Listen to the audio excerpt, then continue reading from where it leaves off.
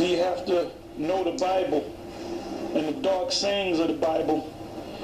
You have to know languages outside of the English language.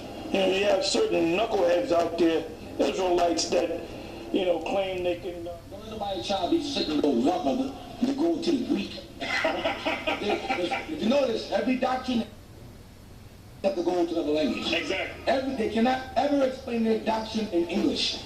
Now they're going to the Paleo Hebrew, brother. Paleo. Exactly. Watch out for slick talking, brother. Going to the Bible, and that's all they need. They don't have to look up words in the Greek or look up words in the Hebrew, or go into outside sources.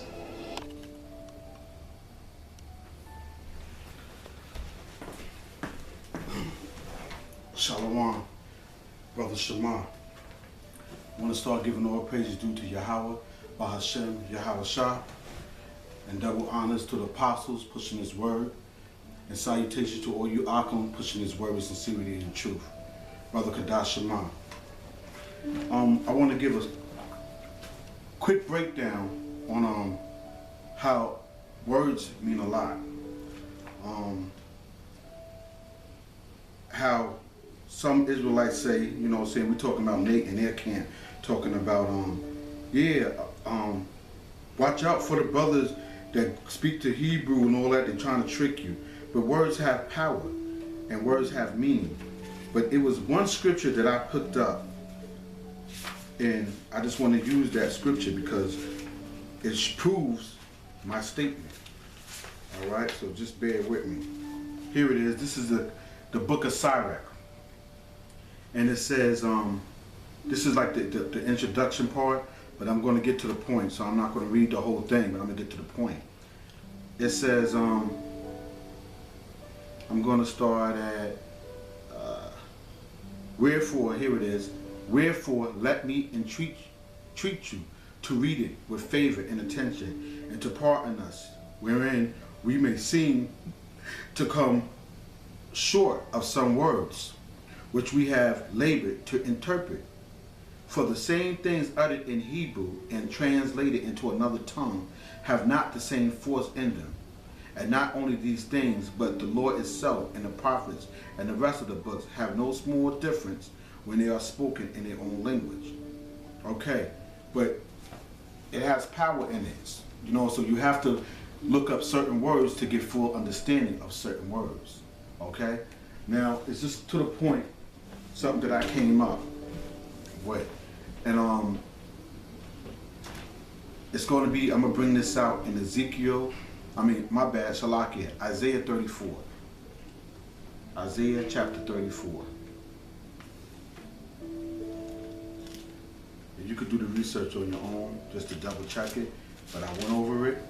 But okay, Isaiah 34, and I'm going to start at verse 8. Isaiah 34 verse 8. For it is the day of the Lord's vengeance and the year of recompenses for the controversy of Zion.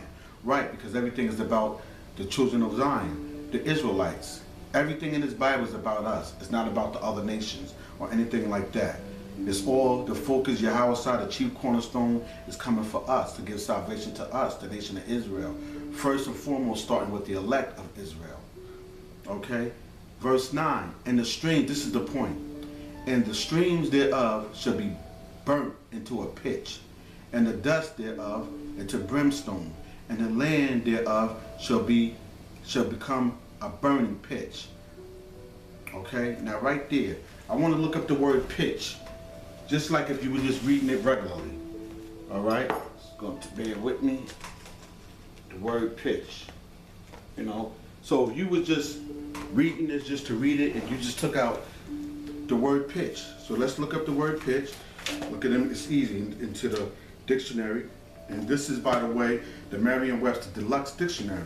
Now remember on the video that I just showed you that the apostle did, how Nathaniel said that, oh, watch out for the brothers that speak Hebrew.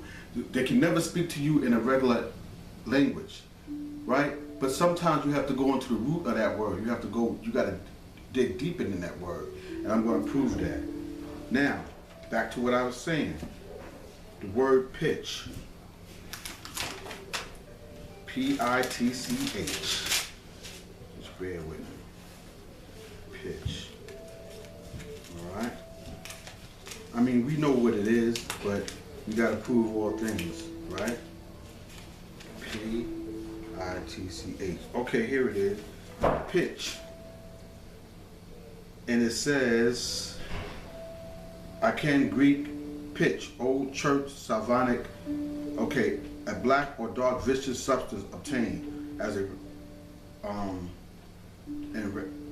various bituminous substances, okay, to cover, smear, or treat with, or as if with a pitch, okay. So you have to look up these certain words, and then it says also a slope, also a degree of slope, rate, the distance between any of various things, distance between one point on a geared tooth or the correspondence. All right, so this is just a quick abbreviation or quick breakdown of what pitch means. If you read it if you just read it regular, if you don't read it with no color and you don't bring it to life, you just read it like, oh, it's just pitch. You could take, a stupid person would take that any which way. You know what I'm saying? But when you're still dealing with the basic and you unlearn, you have to look into those words. You know what I'm saying? Even when you got knowledge or wisdom, if you was in this truth for years, if you was a bishopric and you claim you have these knowledge, every word that you see doesn't mean that. You have to do the research to get that understanding what that word means. Now, I gave you the word pitch, but this what impressed me. Now, when you look up the word pitch, it's dealing with that word pitch. It says, and the stream thereof shall be burnt, shall be turned into a pitch, and the dust thereof into brimstone, and the land thereof shall become a burning pitch. Right, so that word pitch in the Hebrew is zaphim. You know what I'm saying? So let me go into that. Zaphim. Hold on, let me go into that.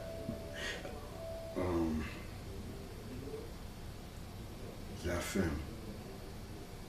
Just bear with me. Here we go.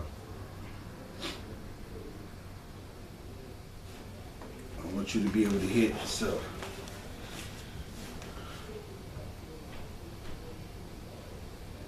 Okay. We're gonna look it up. Isaiah 34 in the blue letter. Isaiah 34, and we're gonna read 9. Okay, here it is.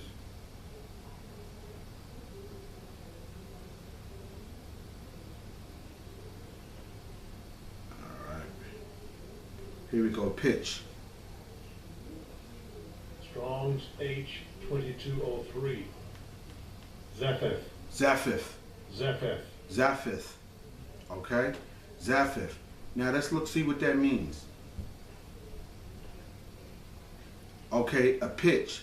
Pitch, tar, absol. Okay? It's absol.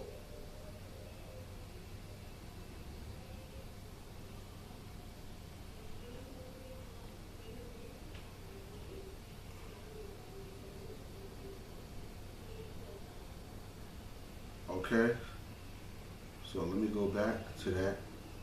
And the definition is, okay, pitch, tar, absol. So you know what absol is. Absol is, you know what I'm saying, the things that they put on the street to make tar or whatever like that. But when you look deeper to it, it's hydrocarbons. You know what I'm saying? Natural organic hydrocarbons that come together out of the earth. So that means it's very flammable. So when you read these scriptures, you have to read with life. You have to read it with detail. So when it goes back to Isaiah 34 verse 9, Isaiah 34, my bad, verse 9, and the stream thereof shall be burnt into a pitch, and the dust thereof into brimstone, and the land thereof shall become a burning pitch. So now these natural organic hydrocarbons is going to come together and make these natural gases, and it's going to be very inflammable. And this scripture is talking about the downfall of America.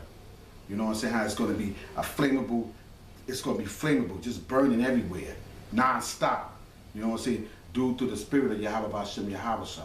So once again, it just was quick to the point. You know what I'm saying? It's simple, but sometimes simple gives you the understanding to get the understanding to greater things. You know what I'm saying? So some people might say, yo, what the fuck you did that for? You know what that meant, the pitch. But you got to go to the small things to be able to become to a greater level on greater things. You know what I'm saying? So I just use that illustration because languages have some things that have more farther power in it and meaning. By you doing the research, you're going to get more power. By you doing the root of that word, etymology of that word, you're going to get more power. Which is power, you're going to get more understanding.